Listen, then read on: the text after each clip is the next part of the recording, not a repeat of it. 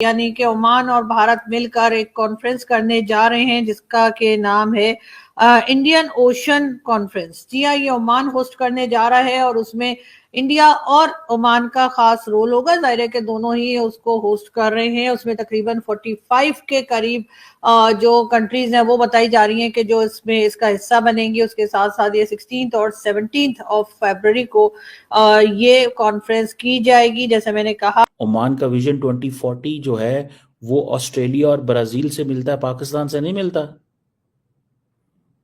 Oman का vision 2047 Brazil से मिलता है, साउथ अफ्रीका से मिलता है।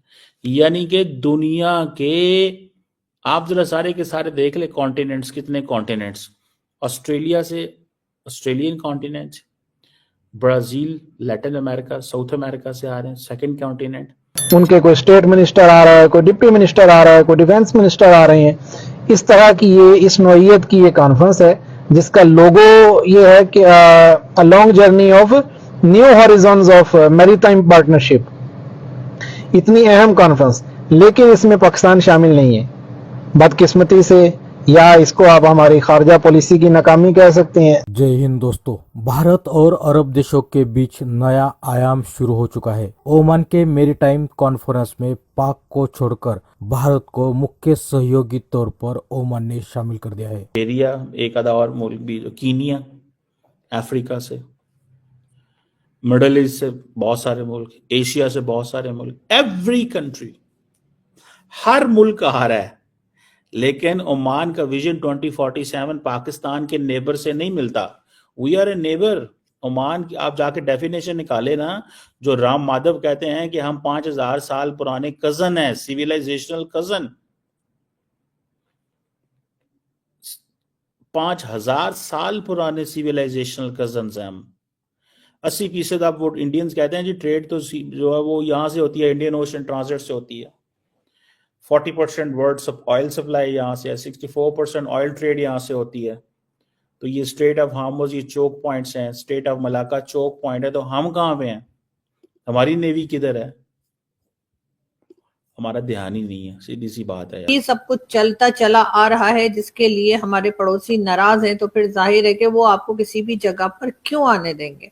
उनको फिर यही लगेगा कि आपका ना होना ही बेहतर है। पाकिस्तान में यकीनन इस चीज को लेकर हमारे जो लोग गवर्नमेंट को चलाते हैं या मुल्क को चलाते हैं उनमें एक फिक्र आनी चाहिए, उनके अंदर एक जरूर ये फीलिंग आनी चाहिए कि हमारे साथ गलत हो रहा है और उस गलत होने में सबसे बड़ा रोल हमारा अपना ही है। जब तक हम ये अनमोल रतन अपने यहाँ रख के बैठे रहेंगे और हम उन्हें किसी तरीके से भी प्रॉपर सजा नहीं देंगे। दोस्तों, आपको बता दें कि भारत और अरब देशों में नई केमिस्ट्री शुरू हो गई है। चाहे हिंदू मंदिर बनवाना हो या फिर एजुकेशन या डिफेंस सेक्टर हो, भारत और अरब देश अब नए ऊंचाई पर पहुंच गए हैं। लेकिन इस बातों में पाकिस्तान को हर जगह पे नाकारा जा रहा है। पाकि लोगों का कहना है कि अब मुस्लिम देश भी भारत को ही अपना सच्चा दोस्त बना रहे हैं और पाक को पूछते तक नहीं है। बात यह है कि विदेश मंत्रालय द्वारा बताया गया कि ओमान सल्तनत ने मेरीटाइम समिट का आयोजन किया है। इसके तहत रविवार से हिंद महासागर सम्मेलन की मेजबानी करेगा। यह सम्मेलन 2 दिनों तक चलेगा और इसी में सभी खाड़ी देश सहित भारत को भी आमंत्रित किया गया है, लेकिन पाक को पूछा तक नहीं गया है। सम्मेलन का उद्देश्य हिंद महासागर की सीमा से लगे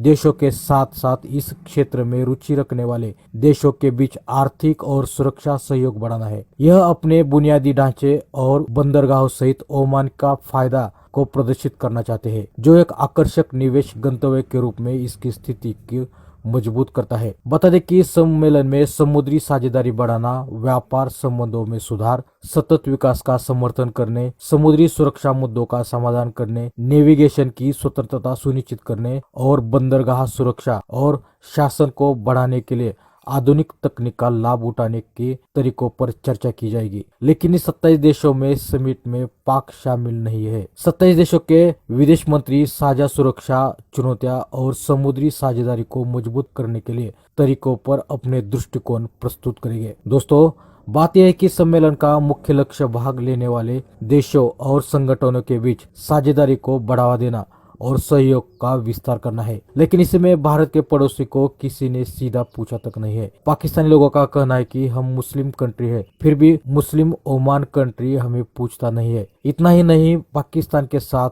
कोई कॉन्फ्रेंस, साझेदारी या कोई एग्रीमेंट नहीं होता है। भारत और ओमान के बीच कई सहस्त्राब्दियों तक से व्यापार और लोगों से लोगों के बीच संबंध है। ओमान एक बड़े भारतीय प्रवासी समुदाय का घर है और ओमान के लिए भारत एक महत्वपूर्ण व्यापारिक साझेदारी है। राजनयिक रूप से ओमान संयुक्त सुरक्षा राष्ट्र परिषद की स्थायी सदस्यता के लिए भारत की बोली का समर्थक रहा है। अगर कुछ नहीं कर सकते तो कम से कम 2-3 उठाकर जो है वो यानी कि आगे बढ़ाकर भारत को ही दे दीजिए, जो बार बार मांगते रहते हैं। वैसे मुझे नहीं पता उन्होंने भी उनका क्या करना है, चार डालना है कि क्या करना है, लेकिन बहरहाल आप दे दीजिए।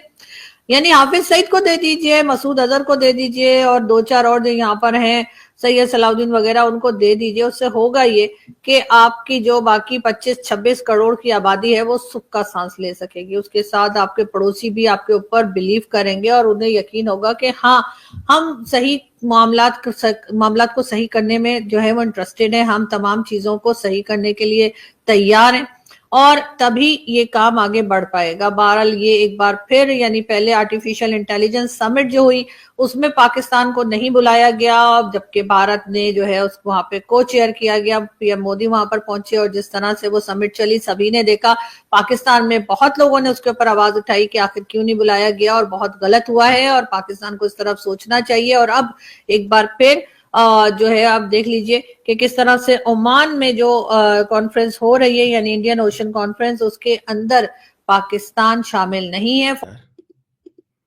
हमारा ध्यान ही नहीं है। ये होता Turkey. India middle east Europe economic corridor के बारे में बात की कि हम उसको लेके चलेंगे starting from Mumbai, it will go to Abu Dhabi और देयर, वहां से मिडिल ईस्ट, सऊदी अरब, ममालिक को मिलाता हुआ अपना जाएगा इजराइल, वहां से जाएगा मेडिटेरेनियन, वहां से जाएगा ग्रीस, इटली, स्पेन, फ्रांस। तो टर्की ने कह दिया ये कौन सा ट्रेड रूट है जो हमारे बगैर कंप्लीट है, आप यूरोप जा ही नहीं सकते, you have to come to us. Pakistan के मुंह में आवाज ही कोई नहीं है। पाकिस्तान के मुंह में आवाज ही कोई नहीं बोलेगी। मैं इसको कहता हूं this is a policy of strategic silence. Policy of strategic silence is to talk nothing. ठीक है जी, आपने बोलना नहीं, बस चुप, बोलना नहीं, आवाज नहीं आनी चाहिए पायजान आपकी, ये है हमारी पॉलिसी।